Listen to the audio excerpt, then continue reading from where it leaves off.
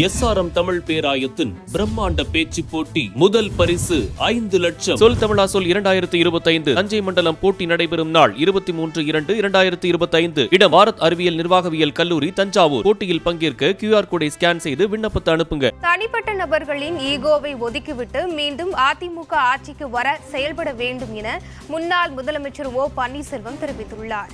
கோவை விமான நிலையத்தில் செய்தியாளர்களை சந்தித்த அவர் அதிமுக முன்னாள் அமைச்சர் RB உதயகுமார் பேசுவதற்கெல்லாம் தாம் பதில் சொல்ல தேவையில்லை என கூறினார். தொடர்ந்து பேசிய அவர் பிளவுபட்டுள்ள அதிமுக மீண்டும் ஒன்றுபட வேண்டும் என தெரிவித்தார்.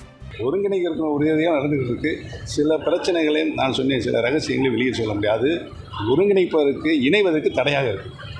கட்சி ஒன்றிணைன்னு எல்லாருமே எதிர்பார்க்குறாங்க, ஆனால் ஒரு சிலர் மட்டும் அதை விரும்புகிறாங்க. என்ன காரணம்? அவர்கள் தான் கேட்கணும். அனைத்து இந்திய அன்னார முன்னேற்ற கழகத்துடைய மிகப்பெரிய சக்தியாக இருவரும் தலைவர்களும் தங்கள் உயிரை கொடுத்து காப்பாற்றிய இந்த இயக்கம் இன்றைக்கு பிளவுபட்டு இருக்கிறது.